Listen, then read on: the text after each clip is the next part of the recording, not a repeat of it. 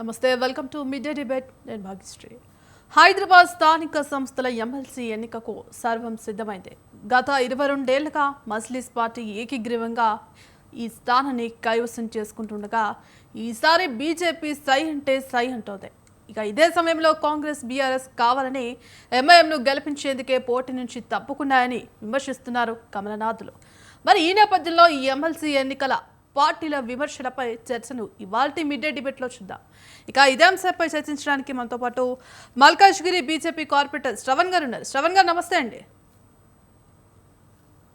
శ్రవణ్ గారు, ముఖ్యంగా ఇక స్థానిక ఎమ్మెల్సీ ఎన్నికలపై కూడా సర్వత్రా విమర్శలు అయితే వ్యక్తమవుతున్నాయి. ఇక ఈ నేపథ్యంలో ఇటు కావాలనే ఎంఐఎంను గెలిపించడానికి ఇటు కాంగ్రెస్, బీఆర్ఎస్లు ఈ ఎన్నికల నుంచి తప్పుకుంటున్నాయంటూ కొంత విమర్శలు అయితే వ్యక్తమవుతున్నాయి. మరి ఎంతవరకు వాస్తవం అంటారు? సార్, మీ వాయిస్ అన్మ్యూట్ చేయండి. ఇది 100కు 100% కరెక్ట్ మేడం. ఈరోజు తెలంగాణ సమాజము మరొక్కసారి కళ్ళు తెరుచుకొని చూడాల్సిన అవసరం ఉంది.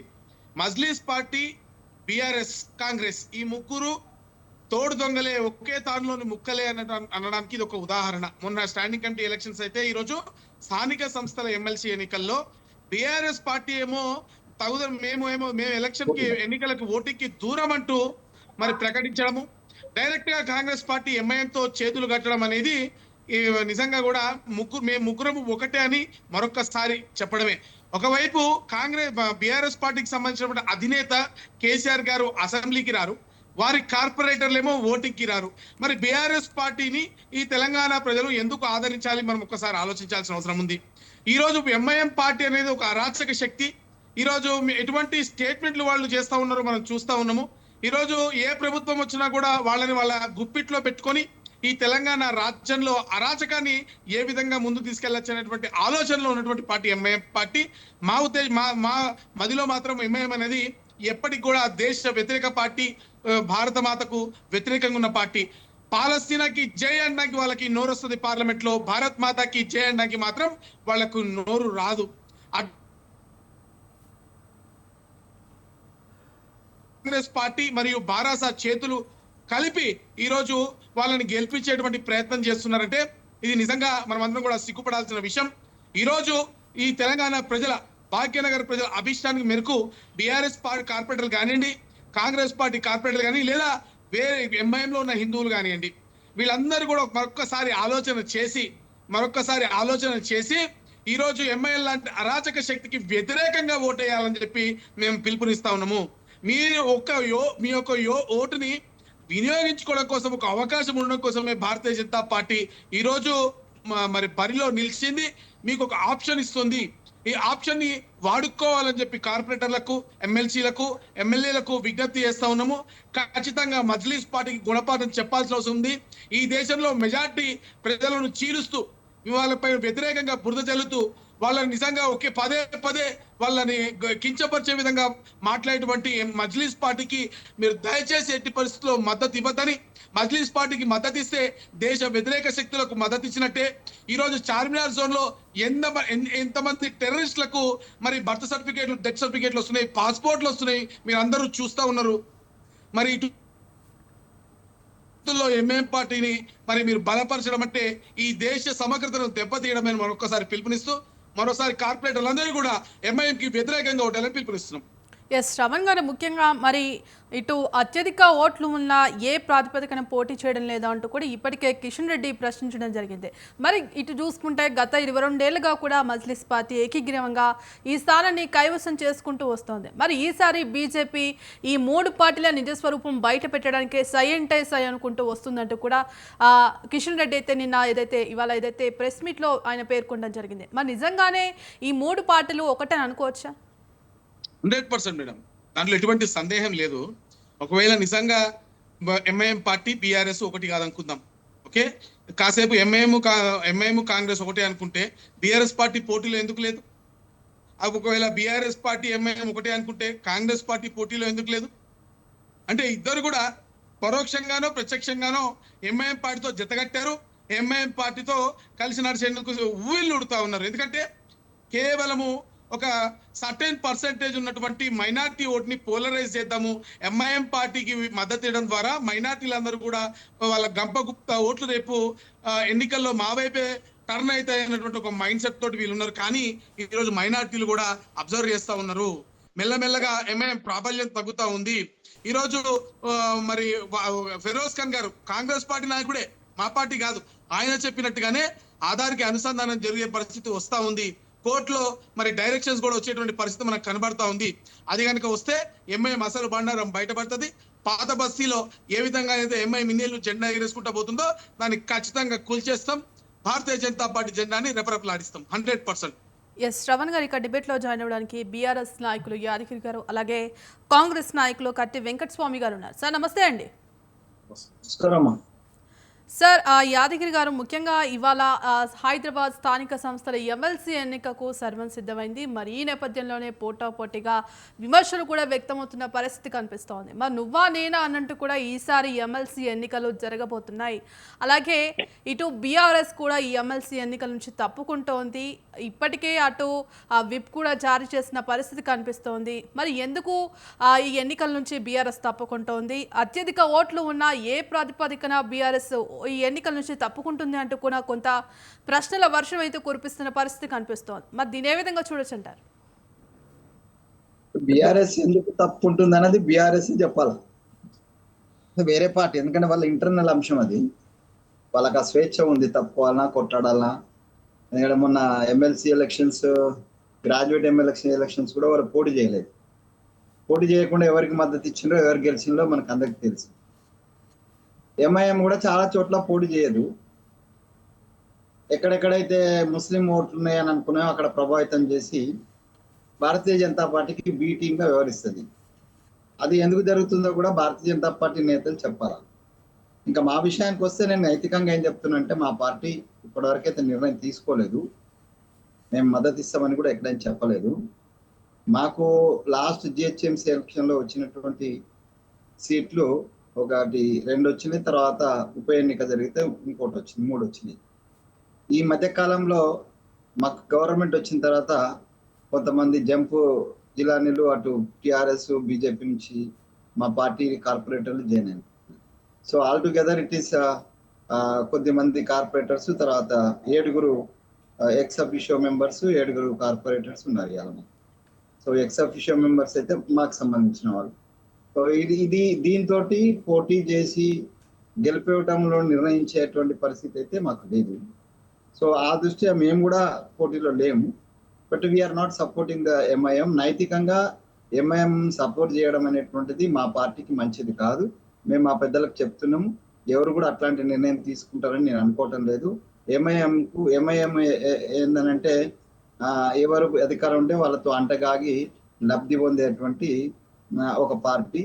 వాళ్ళు విద్వేషాలను రెచ్చగొట్టి హిందూ ముస్లిం క్రియేట్ చేసి ఇండైరెక్ట్ వాళ్ళు భారతీయ జనతా పార్టీకి పోలరైజేషన్, ఇప్పుడు యాదగిరి గారు చెప్పినట్టుగా పోలరైజేషన్ ఈ పక్కన అయితే ఆ పక్కన కూడా పోలరైజేషన్. ఇప్పుడు కూడా వీళ్ళు పోలరైజేషన్ అంటే నార్మల్ ఓటు పోలరైజేషన్ కాదు కాబట్టి ఇప్పుడు ఇది limited vote, that to corporators indirect election కాబట్టి సో వాళ్ళ ద్వారా పోలరైజేషన్ తీసుకొచ్చి లక్ష్మణ్ గారు ఇందాక మాట్లాడుతూ ఏమన్నారంటే అంతరాత్మ ప్రబోధం అని, కిషన్ రెడ్డి గారు కూడా అదే అంటున్నారు. అంటే అంతరాత్మ ప్రబోధం అంటే ఏంది? ఒక రకమైనటువంటి హిందూ ముస్లిం డైరెక్ట్ గా చెప్పలేక ఇండైరెక్ట్ గా పోలరైజేషన్ కోసం ప్రయత్నం చేస్తున్నారు. రెండోది 25 సీట్లు ఉన్నటువంటి వాళ్ళు మరి పోటీ చేసి గెలవాలని అనుకున్నప్పుడు వాళ్ళకు మిగతా సీట్లు కావాలని అనుకున్నప్పుడు డెఫినెట్ గా వాళ్ళు మిగతా పార్టీల మీద ఆధారపడాలి. అది ఫ్రెండ్లీగానే తెచ్చుకోవాలి, లేకుంటే కొనుక్కోనైనా తెచ్చుకోవాలి. సో కొనుక్కొని తెచ్చుకోవడంలో వాళ్ళ సిద్ధాస్తులే, పెద్ద ఇబ్బంది ఏంటి. సో ఆ విధంగా గౌతమ్ రావు గారు కొనుక్కొని తెచ్చుకొని గెలుస్తాడా? గౌతమ్ రావు నేను అందరం మిత్రులమే, మేమంతా సాచర్యము. ప్లస్ నేను బ్యాచ్మేట్ను ఏదో ఆర్ట్స్ అండ్ సైన్స్ కాలేజ్ వరంగల్లో. సో ఆయనకు మన కిషన్ రెడ్డి గారు ఇప్పుడు పక్కన కూర్చుని పెట్టుకొని ఆయన చాలా ఏదో ఆయనకి ఎంకరేజ్ చేసినట్టు చేసినాడు. మొన్న ఆయన గొంతు కోసిన అంబర్పేట అభ్యర్థి, ఆయన అభ్యర్థితో ఆశించినాడు. లాస్ట్ మినిట్ లో ఎవరో కృష్ణ యాదవ్ అంటే ఆయనను వేరే దగ్గర నుంచి, అంటే మా పార్టీ కూడా అట్లాంటి తప్పులు చేసింది. సో వాళ్ళు కూడా అదే తప్పులు చేసిండు.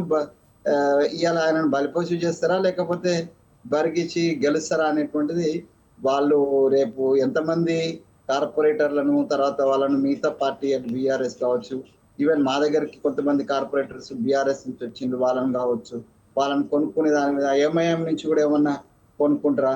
సో అట్లా చీల్స్తారా? చీల్చి అట్లా గెలిచే అవకాశం ఉంటే మరి నేను మా మిత్రుడు, నా సహచరుడు, పాత సహచరుడు గౌతమ్ రావు గారికి నిజంగా కూడా ఒకవేళ ఆయన గెలిస్తే సంతోషపడతాం మేము కూడా స్నేహితులుగా. బట్ అట్లాంటి పరిస్థితి అయితే టెక్నికల్ గా మనం చూసినప్పుడు అట్లాంటి పరిస్థితి కనిపిస్తుంది. ఎందుకంటే ఎంఐఎం కు ఎక్కువ సంఖ్యలో 49 సీట్లు ఉన్న దృష్ట్యా అంటే ఓట్లు ఉన్న దృష్ట్యా అట్లాంటి పరిస్థితి అయితే కనిపిస్తలేదు.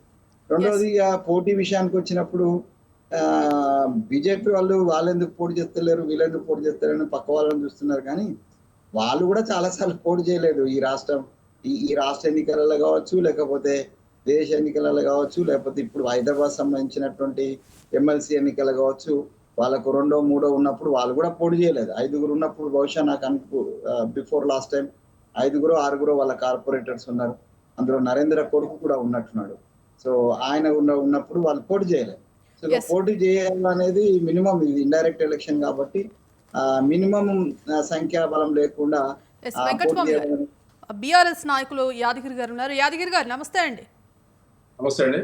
యాదగిరి గారు చూసుకుంటే హైదరాబాద్ స్థానిక సంస్థల ఎమ్మెల్సీ ఎన్నికల్లో సర్వత్రా విమర్శలు అయితే వ్యక్తమవుతున్నాయి. మరి ఈ నేపథ్యంలో ఇటు మజ్లిస్ పార్టీని గెలిపించడానికే బీఆర్ఎస్ ఈ ఎన్నికల నుంచి తప్పుకుంటుంది అంటూ కూడా కొంత విమర్శలు అయితే వ్యక్తమవుతున్నాయి. మరి ఈ నేపథ్యంలో అటు కేటీఆర్ కూడా ఇప్పటికే ఆదేశాలు కూడా జారీ చేసిన పరిస్థితి కనిపిస్తోంది. ఈసారి ఎమ్మెల్సీ ఎన్నికల్లో పోటీ చేయడం లేదంటూ కూడా ఆయన స్పష్టం చేసిన పరిస్థితి కనిపిస్తుంది. అంటే ఇదంతా చూసుకుంటే నిజంగానే మరి మజ్లిస్ పార్టీకి బీఆర్ఎస్ మద్దతు ఇస్తుంది అనుకోవచ్చు. ముందుగా మీకు ప్యానెల్లో ఉన్న వారికి, స్వతంత్ర టీవీ ప్రేక్షకులకు నమస్తే. బీఆర్ఎస్ పార్టీ ఎవ్వరికి మద్దతు ఇవ్వవలసిన అవసరం లేదు.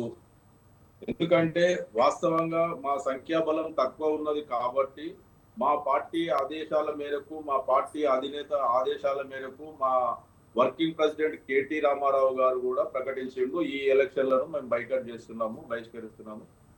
మేము మా సంఖ్యాబలం లేదు కాబట్టి మేము ఎవరికి మద్దతు ఇస్తలేమని చెప్పేసి మా ఉన్న సభ్యులకు కూడా, మాకున్నది 25 మంది సభ్యులే కాబట్టి వారికి కూడా విప్పు జారీ చేస్తున్నాము. ఒకవేళ విప్పు జారీ చేసినప్పుడు మేము ఎవరికి మద్దతు ఇవ్వాల్సిన అవసరం కూడా లేదు కదండి. ఇప్పుడు వాళ్ళు ఎవరికి మద్దతు ఇస్తున్నారో మొత్తం తెలంగాణ ప్రజలు చూస్తున్నారు, విఘ్నులు చూస్తున్నారు. బీజేపీ పార్టీకి కాంగ్రెస్ పార్టీ మద్దతు ఇవ్వడం కోసం మాత్రమే మరి వాళ్ళు ఈ రోజు పోటీలో లేకుండా ఉన్నారు కదండి.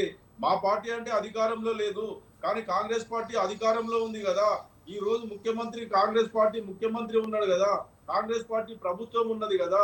కనీసం మరి మీరు పోటీలోనైనా ఉండాలి కదా. మీరు మజ్లిస్ కు మద్దతు ఇస్తున్నారా, బీజేపీ పార్టీకి మద్దతు ఇస్తున్నారా? రాష్ట్ర కాంగ్రెస్ మరి ఎవరికి మద్దతు ఇస్తున్నది?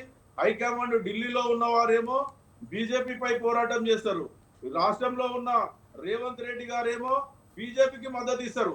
మరి వాళ్ళే కాంగ్రెస్ పార్టీ నాయకులే కన్ఫ్యూజన్ లో ఉన్నారు కాబట్టి వాళ్ళు ఎవరికి మద్దతు ఇచ్చి ఎవరిని గెలిపించడం కోసం ఈ రోజు ఈ ఎమ్మెల్సీ ఎలక్షన్లలో వాళ్ళు తప్పుకున్నారు. వాళ్ళు ప్రజలకు సమాధానం చెప్పవలసిన అవసరం ఉన్నది. కానీ మేము ఖచ్చితంగా స్పష్టంగా మా నాయకుడు చెప్పిండు, మేము ఎవరికి మద్దతు ఇస్తలేము, మా ఉన్న సభ్యులను కూడా మేము విప్పు జారీ చేస్తున్నాం అని చెప్పేసి, మేము విప్పు జారీ చేస్తున్నాం కాబట్టి మేము ఎవరికి మద్దతు ఇవ్వడం లేదు. ఎస్ యాదగిరి గారు, మరి కేసీఆర్కు తమ పార్టీ కార్పొరేటర్లపై నమ్మకం లేదని ఎమ్మెల్సీ ఓటింగ్ నుంచి తప్పుకుంటున్నారంటూ కూడా మరోపక్క ఇటు కేంద్ర మంత్రి నిన్న కిషన్ రెడ్డి ఆరోపణ చేసిన పరిస్థితి కనిపిస్తుంది. మరి నిజంగానే ఇటు సంఖ్యాబలం లేదు, ఆ పార్టీ నాయకులపై నమ్మకం లేదు కాబట్టి పోటీ నుంచి తప్పుకుంటున్నారు కొంత విమర్శలు అయితే వ్యక్తమవుతున్నాయి. మరి దీనే విధంగా చూడొచ్చు అంటారు? ఇప్పుడు బీజేపీ నాయకులకు ఎవరు మద్దతు ఇస్తున్నారు, ఏం చేస్తున్నారో వాళ్ళ రాజకీయం కోసం మాట్లాడతారు, కానీ అది ప్రజలందరికీ తెలుసు కదండి. మీ మీడియా సంస్థలకు కూడా తెలుసు కదా. వాస్తవాలను ఒకసారి మాట్లాడాల్సిన అవసరం ఉంటది కిషన్ రెడ్డి గారికి. మరి కిషన్ రెడ్డి గారు ఈ రోజు ఈ తెలంగాణ రాష్ట్రం నుంచి ఒక హైదరాబాద్ నుంచి ఎంపీగా గెలిచి మరి హైదరాబాద్ నుంచి ఈ తెలంగాణ రాష్ట్రం నుంచి ఒక కేంద్ర మంత్రి హోదాలో మరి ఎన్ని నిధులు తీసుకొచ్చిండు.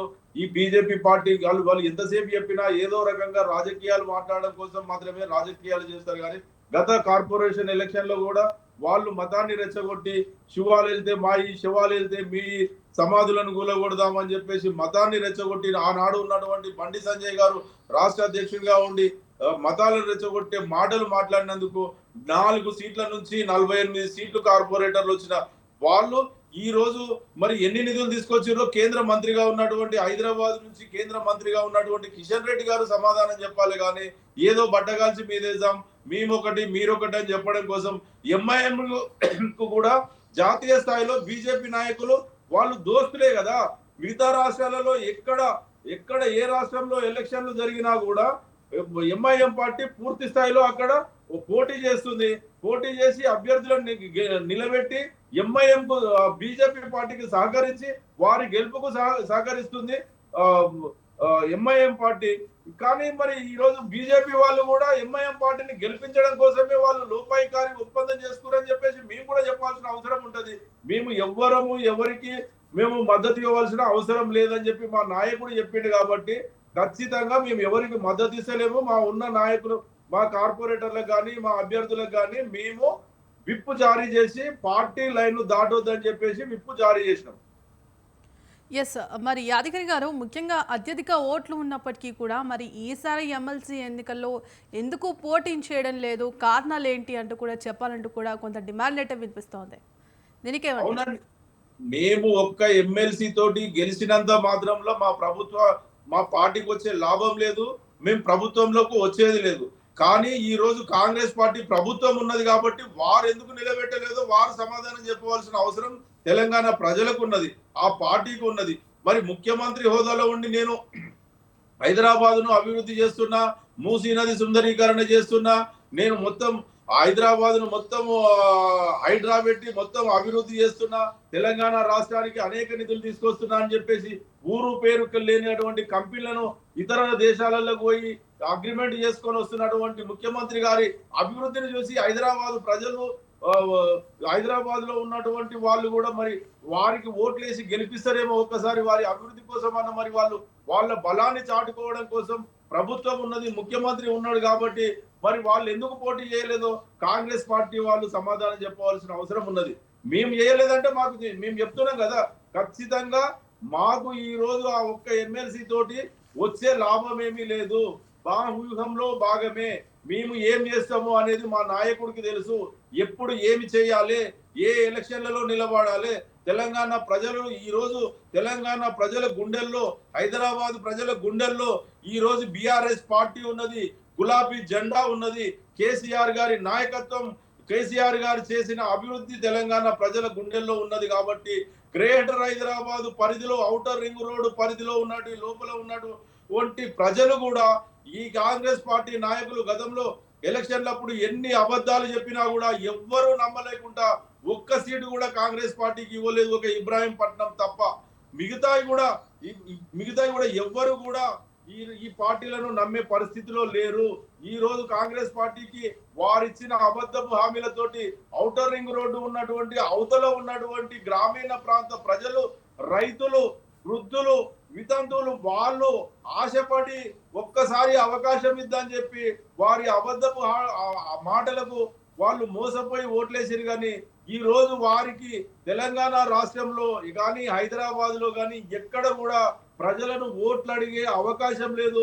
వారికి ఆ అవకాశం కూడా లేకుండా తెలంగాణ ప్రజలు చూస్తున్నారు. ఎప్పుడు ఏ ఎలక్షన్లు వచ్చినా కర్రు కాల్చి వాత పెట్టడం కోసం, ఓటు అనే ఆయుధంతో వారికి బుద్ధి చెప్పడం కోసం సిద్ధంగా ఉన్నారు. కాబట్టి వాళ్ళు ఏ ఎలక్షన్ అయినా మేము గెలవలేమన్న ఉద్దేశంతో ఈ రోజు వాళ్ళు ఈ ఎమ్మెల్సీ ఎలక్షన్ లో కూడా వాళ్ళు పోటీ చేయకుంటున్నారు.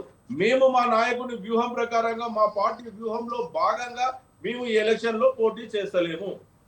ఎస్, వెంకటస్వామి గారు, ఇప్పుడు ఆయన యాదగిరి గారు టిఆర్ఎస్ యాదగిరి గారు అటు ఇటు పోయి ఏం మాట్లాడాలో అర్థం కాక ఆయన కాంగ్రెస్ మీద దుమ్మెత్తిపోతున్నాడు. ఆయనకి ఏం మాట్లాడుతుండో ఆయనకే అర్థమవుతుంది. ఆయన పోటీ చేయకపోతేనేమో వ్యూహం అవుతుందట, కాంగ్రెస్ ఇంకో పార్టీ పోటీ చేయకపోతే ప్రజలకు సమాధానం చెప్పాలంట. మరి నువ్వే ప్రభుత్వంలో ఉన్నారు కదా అన్నయ్య, మీరు ప్రభుత్వంలో ఉన్నారు కదా, ముఖ్యమంత్రి గారు మీ నాయకుడు ఉన్నాడు కదా, మరి యాదగిరి గారు ఒక్క నిమిషం యాదగిరి గారు ఒక్క నిమిషం వెంకటస్వామి గారు కంప్లీట్ చేసిన తర్వాత మాట్లాడండి.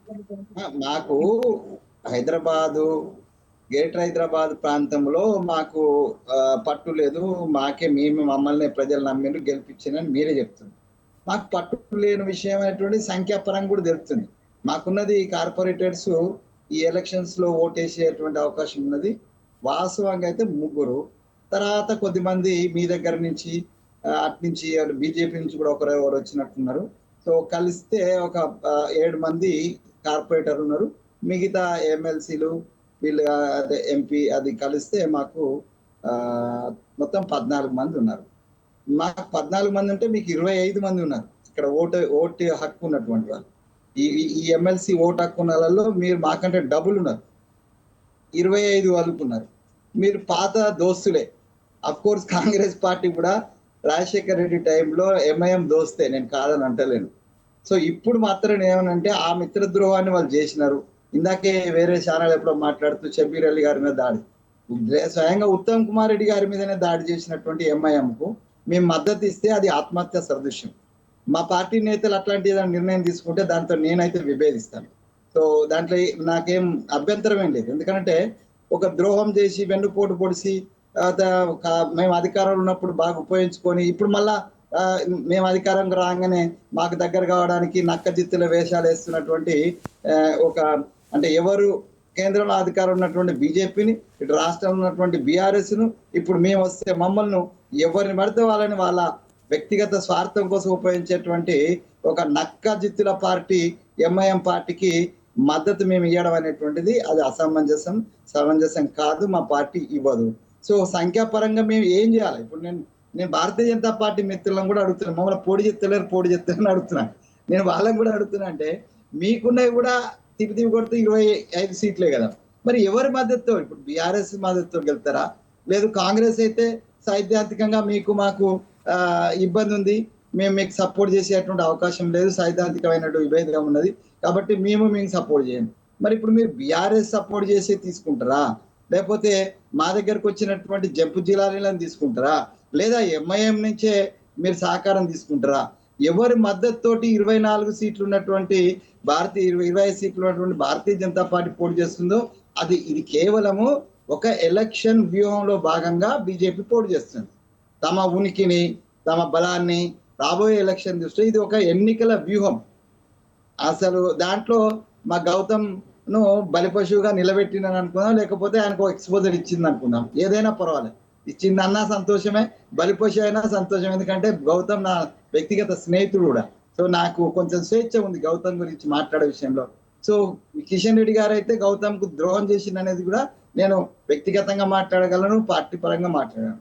నేనేమంటున్నా అంటే మాకున్నటువంటి సంఖ్యాబలం దృష్ట్యా ఇప్పుడు మేము నిలబెట్టినా కూడా ఇప్పుడు ఏమంటారు, 12 నిలబెట్టిన 14తో మేము నిలబడితే ఏమంటారు అంటే బేరసారాల కోసం అధికారంలో ఉన్నారు కాబట్టి, సీఎం ఉన్నాడు కాబట్టి మేము బేరసారాలు చేసి గెలిచే ప్రయత్నం చేస్తాం అనేటువంటి ఒక అపవాదం మా మీద నెట్టే ప్రయత్నం ఇదే బీఆర్ఎస్ ఇదే బీజేపీ చేస్తుంది. ఇప్పుడు నిలబడకుండా ఉంటేనేమో మీరు ఎందుకు నిలబడతలేరు సమాధానం చెప్పానంటారు. అంటే ఇది బట్టగాల్చి మీదేసేటువంటి ప్రయత్నము.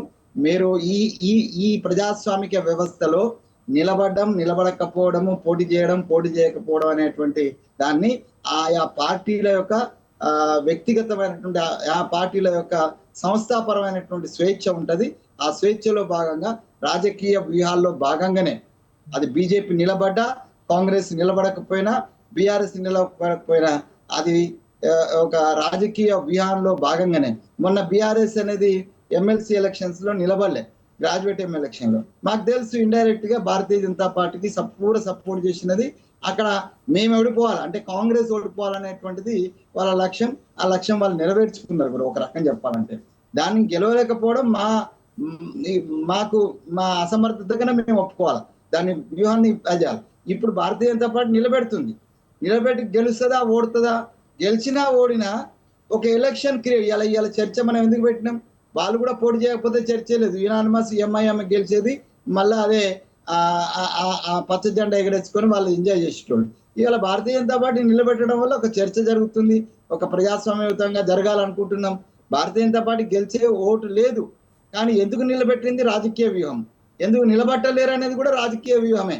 కాబట్టి ఒకరి మీద ఒకరు దుమ్మెత్తి పోసుకోవడం కంటే ఎవరి వ్యూహం ప్రకారం వాళ్ళు పోతున్నారు, దాన్ని పోనీయడం కరెక్టే. సో మీకు ఒక టాపిక్ కూడా దొరికింది, మీడియా వాళ్ళకు, లేకపోతే మేము నిలబడకపోయినా, బీజేపీ నిలబడకపోయినా, మేము నిలబడ్డా పెద్ద టాపికే ఉండకపోయేది. So it is a debatable topic and very interesting part. And BJP I think బీజేపీకి తిమ్మిని బమ్మి చేసి మా గౌతమ్ని గెలిపించుకుంటే it will be a very nice thing. Party పరంగా మాకేం ఫరక్ పడదు, జిహెచ్ఎంసీలో Yes. ఫరక్ పడదు. కానీ వ్యక్తిగతంగా నేనైతే ఒకవేళ బీజేపీ అట్లాంటి పెద్ద వ్యూహం చేసి అందరిని కొనుక్కొని గెలిచే అవకాశాలు చాలా చాలా దిక్కులు అట్లా గెలిచింది. ప్రభుత్వం మణిపూర్ లో నేను north east India incharge, Manipur లో Yes, ప్రభుత్వం వెంకటస్వామి గారు. కాబట్టి అట్లాంటి వ్యూహాలలో అమిత్ షా, మోడీ, లేకపోతే సిద్ధాస్తుడు, ఇక్కడ ఉన్నటువంటి కిషన్ రెడ్డికి అంత వ్యూహం రాదు, లేకపోతే లక్ష్మణ్ అన్న అంతకన్నా అమాయకుడు. కాబట్టి వాళ్ళకేం వ్యూహాలు రావు. కానీ మరి పైనుంచి వచ్చిన ఆదేశాల మేరకు, ఇక్కడ అధిష్టానం నుంచి వచ్చిన ఆదేశాల మేరకు వాళ్ళు ఏదైనా వ్యూహరచన చేసి అటు ఎంఐఎంను బురిడి కొట్టించి వాళ్ళు గెలిస్తే రాష్ట్ర చరిత్రలో, హైదరాబాద్ చరిత్రలో అదొక మిరాకిల్ అవుతుంది. So let us see what will happen in tomorrow. నమస్తే, చెప్పండి మేడం. శ్రవణ్ గారు, ముఖ్యంగా మరి ఇవాళ ఇందాక వెంకటస్వామి గారు అన్నట్టు బీఆర్ఎస్ బీజేపీ ఒకటే, ఇదంతా రాజకీయంలో రాజకీయ వ్యూహం మాత్రమే అంటూ కూడా ఆయన పేర్కొంటున్నారు. మరి దీనికి మీరేమంటారు? ఇప్పుడు ఎవరెవరు ఒకటి అనేది ప్రజలందరినీ కన్ఫ్యూజ్ చేసేటువంటి పరిస్థితిలో ఉంది తెలంగాణ రాష్ట్రంలో. కాంగ్రెస్ వాళ్ళు ఏమంటారు, బీఆర్ఎస్ బీజేపీ ఒకటి అంటారు, బీఆర్ఎస్ వాళ్ళు ఏమంటారు, బీజేపీ కాంగ్రెస్ ఒకటే అంటారు. మొత్తానికైతే బీజేపీ అంటే ఇద్దరికి భయం అనేది చాలా సుస్పష్టంగా తెలిసిపోతుంది ఇక్కడ 100%. ఒకటి. రెండు, ఇంకోటి, అసలు ఈ రోజు గవర్నమెంట్ ఫామ్ చేసినటువంటి రాష్ట్రంలో ఉన్నటువంటి అధికార పార్టీ ఎలక్షన్లలో పోటీ కూడా చేయట్లేదంటే దూరం ఉండడం అనేది డిఫరెంట్ ఆస్పెక్ట్ అండి. ఎందుకంటే ఎలక్షన్లలో పోటీ చేస్తే కనీసం వాళ్ళ ఓట్లు వాళ్ళకు వస్తాయి. ప్రజాస్వామ్యంలో ఓటింగ్ లో పాల్గొనడం అని మనం ప్రజలకే ఎత్తున్నాం. అటువంటిది గౌరవ ప్రజాప్రతినిధులకు కూడా ఓటింగ్ లో పాల్గొనకుండా ఉండమని ఏ విధంగా పార్టీలు చెప్తాయి అనేది మనము ఆలోచించాల్సిన అవసరం ఉంది. బీఆర్ఎస్ పార్టీ కానివ్వండి, కాంగ్రెస్ పార్టీ కానివ్వండి, అది వాళ్ళ ప్రజాప్రతినిధులు కంపల్సరీ ఓటింగ్ లో పాల్గొనాల్సిన అవసరం ఉంది. ఓటింగ్ లో కనుక పాల్గొనలేదంటే ఎంఐఎం పార్టీకి పరోక్షంగా వీళ్ళు మద్దతు ప్రకటిస్తున్నారు అనేది దాని యొక్క సారాంశము. ఈ రోజు మనం చాలా క్లియర్ గా చూస్తా ఉన్నాము. ఎంఐఎం పార్టీని గెలిపించడం కోసం వాళ్ళ రైట్ హ్యాండ్ లెఫ్ట్ హ్యాండ్ అయినటువంటి కాంగ్రెస్ పార్టీ, అటు బీఆర్ఎస్ పార్టీ ఇద్దరు కూడా ఓటింగ్ కి దూరంగా ఉంటున్నారు. ఇప్పుడు నేను అడుగుతా ఉన్నాను, ఈ రోజున మీరు మీ అంతటా పోటీ చేసి మీ ఓట్లు మీకు వచ్చిన తర్వాత ఓడిపోతే కూడా వచ్చిన నష్టమైంది. దూరం ఉండాల్సిన అవసరం ఏంది?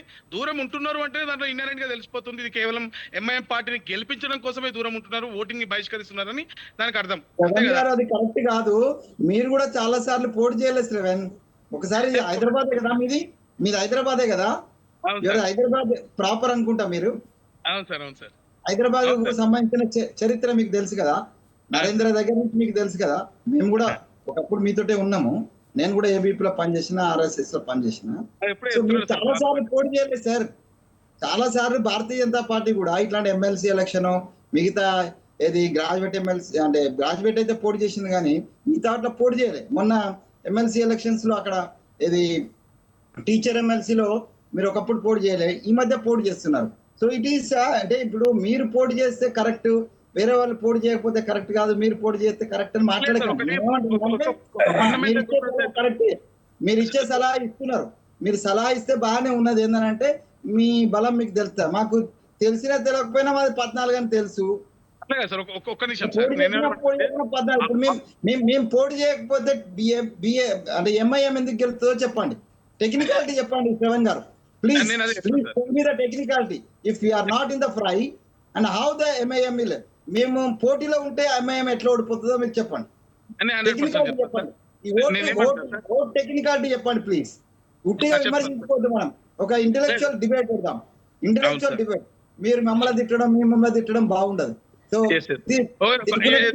డెఫినెట్లీ దానిలోంచే పోదాం సార్ మనం. కాకపోతే ఒక చిన్న పాయింట్, చిన్న సబ్మిషన్ మీకు హంబల్.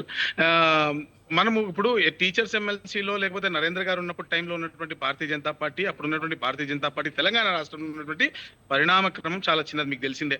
అప్పుడు చెప్పుకోలేని బలం లేనటువంటి పరిస్థితి. అప్పుడు మనం అంటే అప్పుడు ఉమ్మడి రాష్ట్రం, ఇంకా ఉమ్మడి రాష్ట్రంలో ఉన్నటువంటి పరిస్థితుల్లో మన బలం చాలా చిన్నగా ఉండే. కానీ ఈ రోజు ఉన్నటువంటి రాజకీయాల్లో ఆల్మోస్ట్ అన్ని పార్టీలు సమంగా ఉన్నాయని చెప్పుకున్నటువంటి పరిస్థితి. ఇక్కడ ఎవరి ప్రెసెన్స్ వాళ్ళు ఎస్టాబ్లిష్ చేసుకున్నటువంటి పరిస్థితిలో ఉన్నాం ఇప్పుడు కంటెంపరీ పాలిటిక్స్ లో, ఈ రోజు ఉన్నటువంటి పాలిటిక్స్ లో. కాబట్టి ఇప్పుడు ఖచ్చితంగా పోటీలో ఉండడం అనేది ఏ రాజకీయ పార్టీకైనా 100% వాళ్ళ ప్రెసెన్స్ ని ప్రూవ్ చేసుకోవాల్సిన అవసరం ఉంటుంది కదా సార్. 100 point number 1. రెండు, ఇప్పుడు ఉన్నది ఓట్లు మొత్తము 112 అంటే 24, 25, 19 మనం తీసేద్దాం సార్. 49, 50 వేసుకోండి, 50, 70 అంటే 68 ఓట్లు తీసేస్తే ఇంకా ఉన్నవేంటి సార్? 30, 42, 45 అంతేనా? ఇప్పుడు ఎంఐఎం పార్టీకి ఎంత బేర్ మినిమం గెలవాలనుకున్నా కూడా 57 ఓట్లు అయితే కావాలి కదా సార్. అంటే కాంగ్రెస్ పార్టీ సహకారం లేకుండా ఎంఐఎం పార్టీ కూడా గెలిచే పరిస్థితి లేదు కదా ఈ రోజున. Without Congress party MIM cannot win. Without BRS party అంటే బీఆర్ఎస్ అన్న కాంగ్రెస్ అన్న ఎంఐఎం పార్టీకి మద్దతు ఇవ్వాల్సిందే కదా. ఎవరో ఒకరు మద్దతు లేకుండా మీరు కూడా ఎవరో మద్దతు లేకుండా అయితే గెలవరు కదా. మేము మా స్టాండ్ వెరీ క్లియర్ సార్. అదే అంటున్నాను, నేను చాలా క్లియర్ గా చెప్తున్నాము. నేను ఏమన్నా అంటే భారతీయ జనతా పార్టీకి సంఖ్యాబలం లేదు, ఎస్ 100% ట్రూ. బట్ మేము ఒక అరాచక శక్తిగా భావించేటువంటి ఎంఐఎం పార్టీ ఇది దేశ వ్యతిరేక పార్టీ, ఇది దేశద్రోహ పార్టీ అని మేము పిలుస్తున్నాం. మా స్టాండ్ వెరీ క్లియర్. ఇటువంటి పార్టీకి వ్యతిరేకంగా ఓటు వాళ్ళనే పెట్టుకుంటారు మీరు పాపం.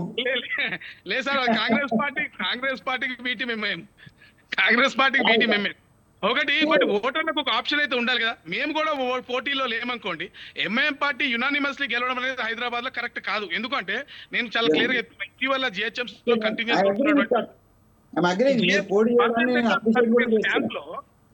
పోటీ చేయడానికి నేను వ్యతిరేకిస్తలేను, పోటీ చేయండి. మేము పోటీ చేయకపోవడం గురించి ఒకే వర్రీ ఎందుకు?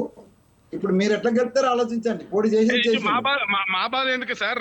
మీరు పోటీ చేసి మీ ఓట్లు మీరు వేసుకుంటే ఎంఐఎం పార్టీని అట్లా ఎండగట్టచ్చు కదా అనేది మా బాధ. కాకపోతే మీరు పోటీ చేయకుండా వాళ్ళకి ఇండైరెక్ట్ గా మీరు వాళ్ళకి సపోర్ట్ చేసినట్టు అవుతుంది కదా. బీఆర్ఎస్ ప్రజలకైతే అర్థం కావాల్సిన అవసరం ఉంది కదా. డైరెక్ట్ ఇండైరెక్ట్ ఒక మాట చెప్తా శ్రవణ్ భాయ్. కాంగ్రెస్ పార్టీ స్టాండ్ సంబంధించి నేను చాలా నిక్కచ్చితంగా చెప్తున్నాను. ఇక డైరెక్ట్ ఒకవేళ మద్దతు చెప్తే డైరెక్టే, ఇక ఇండైరెక్ట్ ఏం లేదు. ఇప్పుడు మోడీ గారు కనుక ఇక్కడి నుంచి తీసుకపోయి అసదుద్దీన్ ఓవైసీని బీఆర్ లో నిలబెట్టుకున్నట్టు ఇట్లాంటి ఈ తెర వెనుక రాజకీయాలు వద్దు. మేము ఒకవేళ సపోర్ట్ చేస్తే ఎంఐఎం సపోర్ట్ చేస్తాము, మేము సపోర్ట్ చేస్తలేము. ఒకవేళ మీరు చెప్పిందే నిజం అనుకుందాం సార్, కానీ మొన్న జరిగినటువంటి స్టాండింగ్ కమిటీ ఎలక్షన్స్ లో ఎప్పుడు 7 స్టాండింగ్ కమిటీ సభ్యులను తీసుకొని 8 మంది అధికార పార్టీకి వదిలేసినటువంటి ఎంఐఎం పార్టీ ఈరోజు భాజపా కాంగ్రెస్ పార్టీ సపోర్ట్ తో 8 మంది అంటే భాగ్యనగర చరిత్రలోనే అత్యధిక స్టాండింగ్ కమిటీ సభ్యులను గెలుచుకుంది సార్ మొన్న.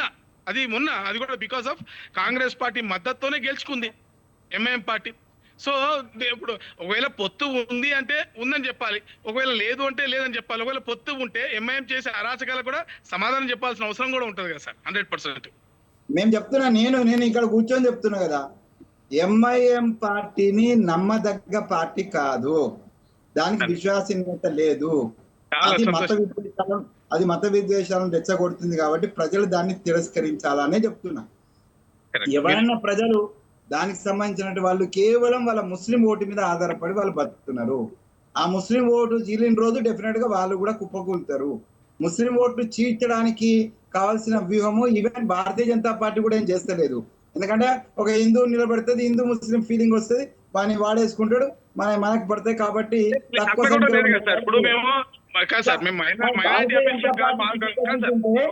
భారతీయ జనతా పార్టీకి చిత్తశుద్ధి ఉంటే భారతీయ జనతా పార్టీ ఒక చిన్న సబ్మిషన్ సార్, నేను ఏమన్నా సార్, మీరు అన్నది ఒకవేళ నిజంగా మేము ఒక హిందూ ముస్లిం పాలిటిక్స్ చేసి గెలవాలనుకుంటేనేమో మీరు అన్నదాన్ని నేను యాక్సెప్ట్ చేస్తాను. శ్రవణ్ గారు కొంత మత విద్వేషాలు రెచ్చగొట్టే విధంగా వ్యాఖ్యలు చేస్తున్నారంటూ కూడా మీరు అన్నట్టుగా కొంత విమర్శ అయితే వ్యక్తమవుతుంది. మరి దీనికి మీరేమంటారు? నేనేమంటున్నా మేడం, నేను అది పూర్తిగా తప్పు అంటున్నా. Bharatiya Janata party minority welfare కోసం పనిచేసేటువంటి పార్టీ అంటున్నా. ఈ రోజు ముస్లిం మహిళల పైన వాళ్ళ రక్షణార్థము త్రిపుల్ తలాక్ చట్టాన్ని తీసుకొచ్చిన పార్టీ ఎవరండి? భారతీయ జనతా పార్టీ కదా. ఈ రోజు మైనార్టీలకు జరుగుతున్నటువంటి అనేక అన్యాయాలు, ఇటీవల తీసుకొచ్చినటువంటి వర్క్ బోర్డ్ బిల్లు కూడా కానివ్వండి, కేవలం 1% కన్నా తక్కువ ఉన్నటువంటి ముస్లిం ధనికులు మాత్రమే అనుభవిస్తున్నటువంటి ప్రాపర్టీస్ ముస్లిం పేదలకు ఎవరికి చెందట్లేదని చెప్పి గొంతెత్తి చాటింది భారతీయ జనతా పార్టీ మాత్రమే కదా. ఈ విధంగా చూసుకుంటే భాగ్యనగరంలో ఉన్నటువంటి అనేక మంది మైనార్టీ బాలికల ఎగుమతులు దుబాయ్ షేక్ల వద్దకు చేరుతుందని చెప్పి మరి దాన్ని వ్యతిరేకించిన పార్టీ భారతీయ జనతా పార్టీ కదా. ఈ విధంగా మైనార్టీల కోసం మాట్లాడుతున్న పార్టీ భారతీయ జనతా పార్టీ. కాబట్టే కాశ్మీర్ నుండి కన్యాకుమారి వరకు మైనార్టీల దృక్పథం మారింది. భారతీయ జనతా పార్టీకి మైనార్టీలు ఓటేలా మొదలు పెట్టారు. గోవా లాంటి ప్రదేశము, నాగాలాండ్ లాంటి ప్రదేశము. నేను ఒక మాట చెప్తాను సార్, ఒకటే ఒక మాట సార్, ఒకటే లాస్ట్ మాట చెప్తాను. చెప్పండి ఒకటే మాట చెప్తాను సార్, ఒకటే మాట. నేను ఇటీవల వర్క్ బోర్డ్ చట్టానికి సంబంధించి పార్లమెంట్ లో జరిగినటువంటి ఆసక్తికరమైన చర్చలో జాయింట్ పార్లమెంటరీ కమిటీ సభ్యుడైనటువంటి డాక్టర్ రాధామోహన్ దాస్ అగర్వాల్ గారు కూడా మాట్లాడుతూ ఒక విషయం చెప్పిండ్రు. ఇది మా పార్టీ అంతర్గత వ్యవహారం, నేను పార్లమెంట్ లో చెప్పకూడదు, అయినప్పటికీ చెబుతున్నా, మమ్మల్ని అందరినీ గెలిచిన వెంటనే ప్రధానమంత్రి మోడీ గారు మీటింగ్ పెట్టుకొని చెప్పారు, మీరు పనిచేసే దగ్గర హిందువా ముస్లిం అనేది డిఫరెన్సెస్ ఎక్కడా చూపించకూడదు. ఎందుకంటే ఈ దేశంలో ఉన్నటువంటి 20% మైనార్టీలను మనతో కలిసి నడవకపోతే వాళ్ళను మనలో భాగస్వామ్యం చేసుకోకపోతే ఈ దేశాభివృద్ధి 100% సాధ్యం కాదు అని చెప్పినటువంటి ఏకైక వ్యక్తి ప్రధానమంత్రి నరేంద్ర మోడీ గారు కాదు సార్.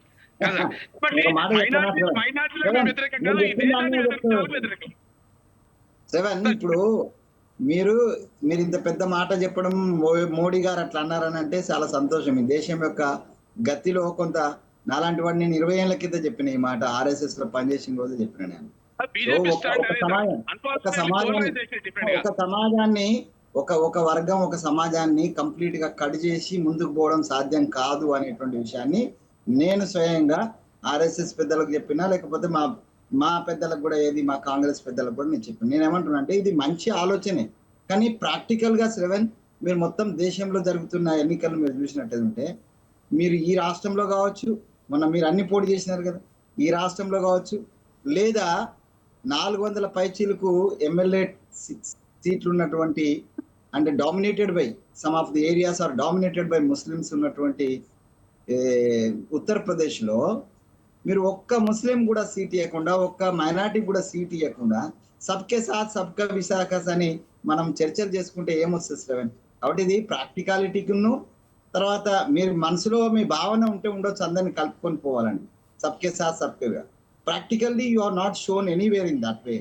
అండ్ మేము దాన్ని చేస్తే ఏమంటున్నారంటే, పైపెచ్చి మేము ఎవరికైనా ముస్లిం సీట్ ఇచ్చినాము, లేకపోతే ఒక క్రిస్టియన్ సీట్ ఇస్తే మీరు ఏమంటున్నారంటే, ఏది మైనార్టీల ముస్లింల సంతుష్టీకరణ చేసే పార్టీ అనేది మా మీద బట్టగాదు. ఇది అదే మాట ఇప్పుడు నేను చెప్పిన సద్భావనే ఇప్పుడు మీరు చెప్తే, నరేంద్ర మోడీ గారు చెప్తేనేమో సద్భావన అవుతుంది, రాహుల్ గాంధీ గారు చెప్తేనేమో సంతుష్టీకరణ అవుతుంది. శ్రవణ్, ఎంతవరకు న్యాయం?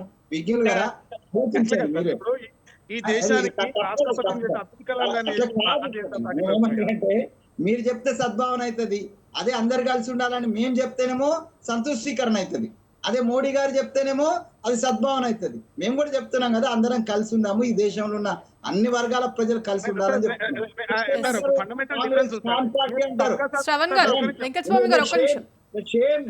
ఏంటంటే కాంగ్రెస్ పార్టీ అని ఎక్కిరిస్తుంది. జవహర్లాల్ నెహ్రూ హిందూ కాదంటది, జవహర్లాల్ నెహ్రూ హిందూ కాదంటది, రాహుల్ గాంధీ కులమేందని అడుగుతుంది. ఇంత మాట్లాడకుండా కొంచెం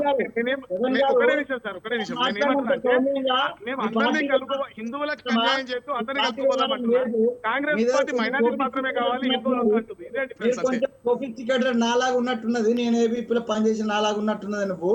కానీ భారతీయ జనతా పార్టీ వ్యవహార శైలి అంతా కూడా కాంగ్రెస్ ను మైనార్టీల పార్టీ అని ముద్ర వేయడం కోసం, దళితుల పార్టీ అని ముద్ర వేయడం కోసము చాలా ప్రయత్నాలు ఇప్పటికి కూడా చేస్తుంది. మీ సోషల్ మీడియా ఓపెన్ చేస్తే నీకే వికారం అనిపిస్తుంది, వాళ్ళు మాట్లాడే మాటలు నీకే వికారం అనిపిస్తుంది, నాకు కాదు, నీకే వికారం అనిపిస్తుంది, నాకేం అనిపిస్తుంది.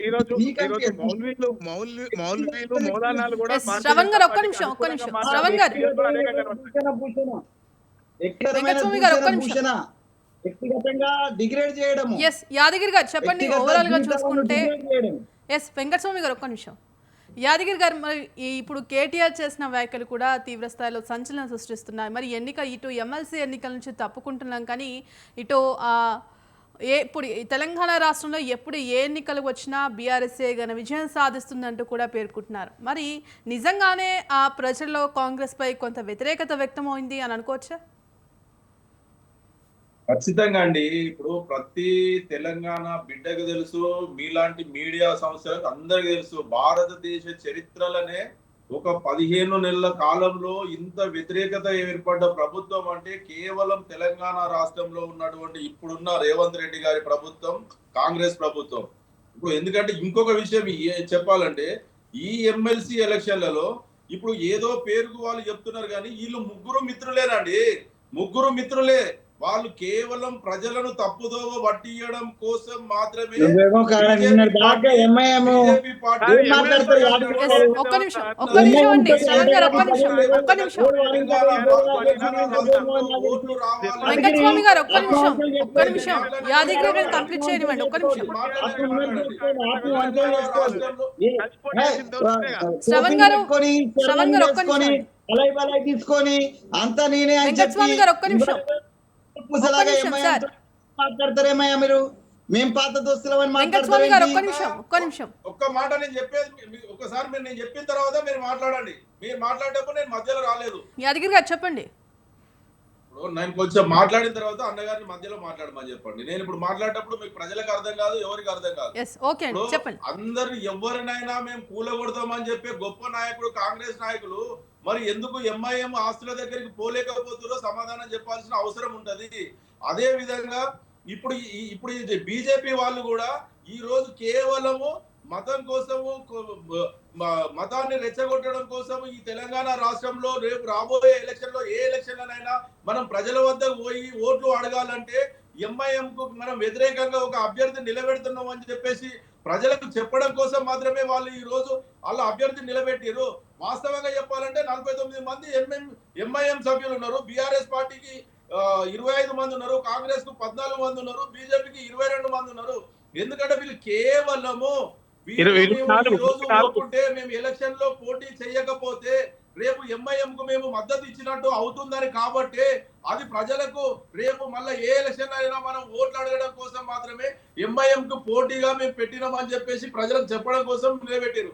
అదే విధంగా బీజేపీ పార్టీతో కానీ ఎంఐఎం పార్టీతో కానీ రేవంత్ రెడ్డి గారి ప్రభుత్వం ఇద్దరితోటి కూడా సమాన దూరంలో సమానంగా వారిద్దరితోటి ఫ్రెండ్షిప్ చేస్తున్న పార్టీలు ఆ రెండు పార్టీలు. ఎందుకంటే రేవంత్ రెడ్డి గారు అవసరం కోసం మాత్రం హైదరాబాద్ లో ఈ రోజు మనం ఎన్నోసార్లు చెప్పుకున్నాం, ఎన్నో పేదల కుటుంబాలను హైడ్రా ద్వారా కూలగొట్టిన ప్రభుత్వం ఈ రోజు కాంగ్రెస్ ప్రభుత్వం. రేవంత్ రెడ్డి గారు ఎన్ని పేదల గుడిసెలు మూసి నది పట్టి ఉన్నాయి కానివ్వండి, ఇంకా వేరే దగ్గర కానివ్వండి, నల్ల చెరువులో కానివ్వండి, కుక్కట్పల్లిలో కానివ్వండి, పేదలకు ఇళ్లను కూలగొట్టి వారు ఒక కుక్కట్పల్లిలో అయితే ఒక మహిళ ఆత్మహత్య చేసుకున్న సందర్భం ఉన్నది.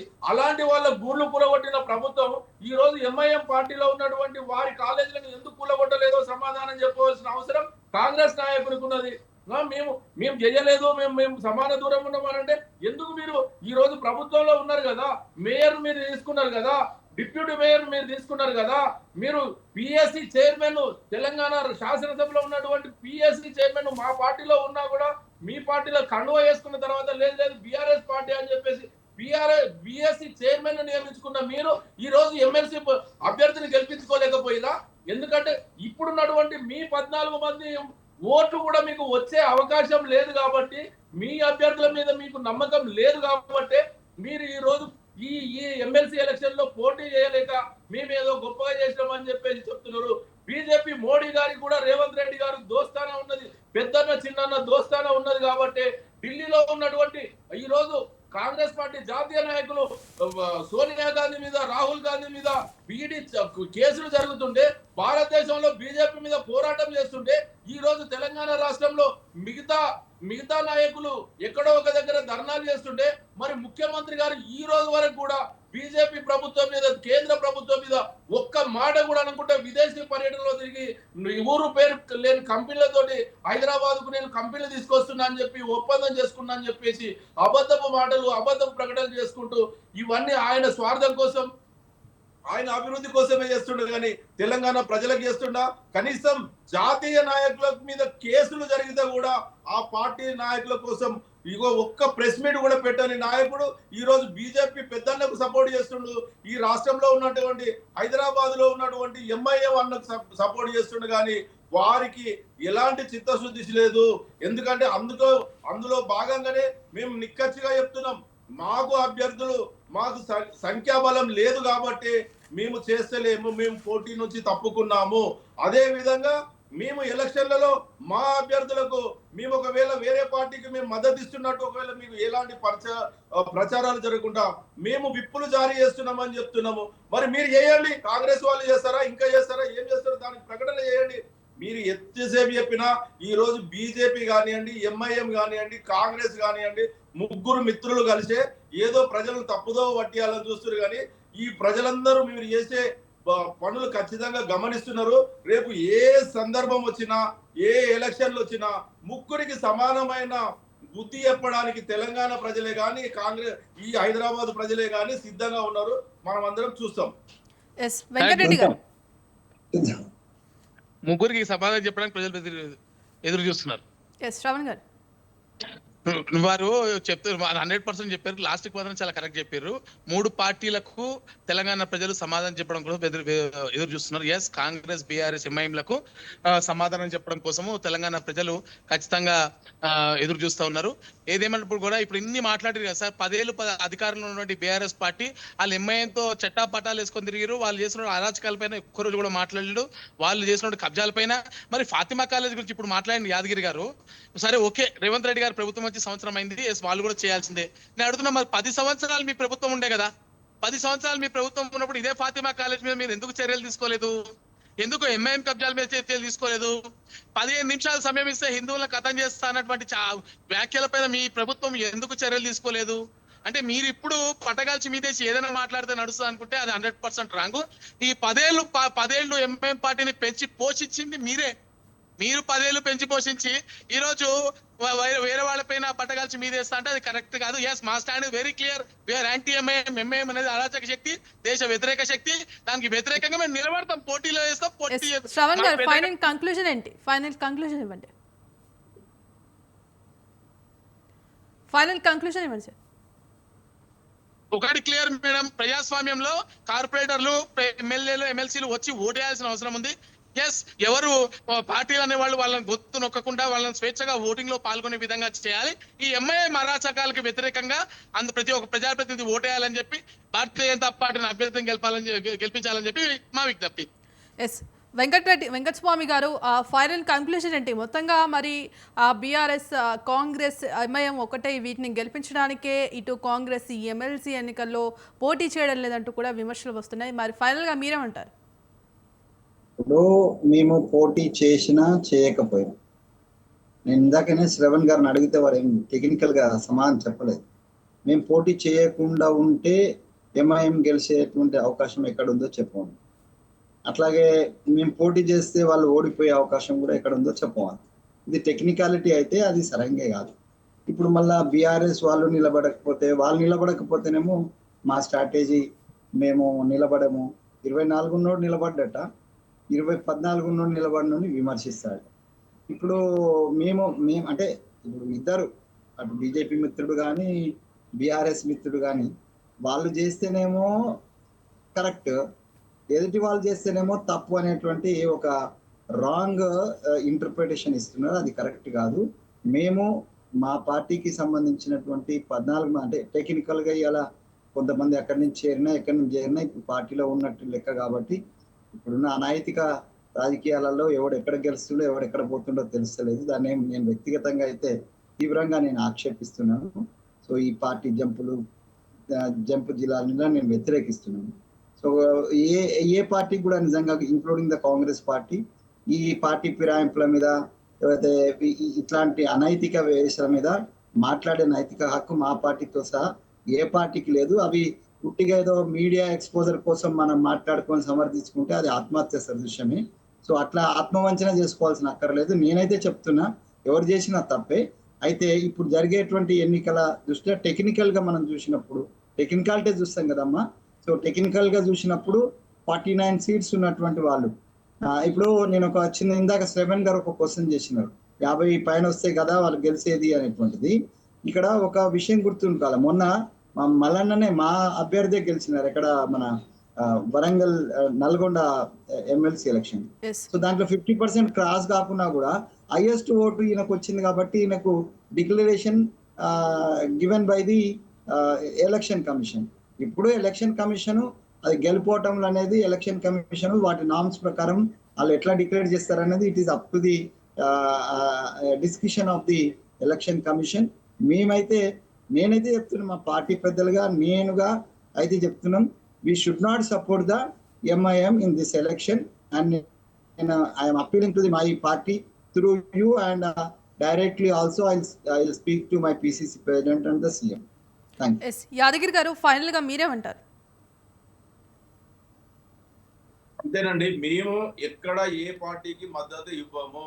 మేము ఒకవేళ మేము ఇచ్చే అవకాశమే ఉంటే ఖచ్చితంగా బహిరంగంగా చెప్పే వాళ్ళమే. మా నాయకుడు వ్యూహంలో భాగంగానే మేము ఎవరికి మద్దతు ఇవ్వమని చెప్పేసి మేము అన్ని పార్టీలకు సమాన దూరం పాటిస్తూ మేము మా అభ్యర్థులకు విప్పు జారీ చేసినాము. ఖచ్చితంగా మా మా మా స్టాండ్ మీద ఉంటాం, కానీ మేము లోపాయికారి ఒప్పందం చేసుకొని ఎవరి మేలు కోసమో మేము తగ్గించుకోవాల్సిన అవసరం మా పార్టీకి లేదు, మా నాయకులకు లేదు. ఎస్ థ్యాంక్ యూ అండి. మిడ్ డే డిబేట్లో పాల్గొన్నందుకు బీజేపీ కార్పొరేటర్ శ్రవణ్ గారికి, అలాగే బీఆర్ఎస్ నాయకులు యాదగిరి గారికి, అలాగే కాంగ్రెస్ నాయకులు కత్తి వెంకటస్వామి గారికి ధన్యవాదాలండి. ఇక ఇది వాళ్ళ mid day debate. Keep watching స్వతంత్ర.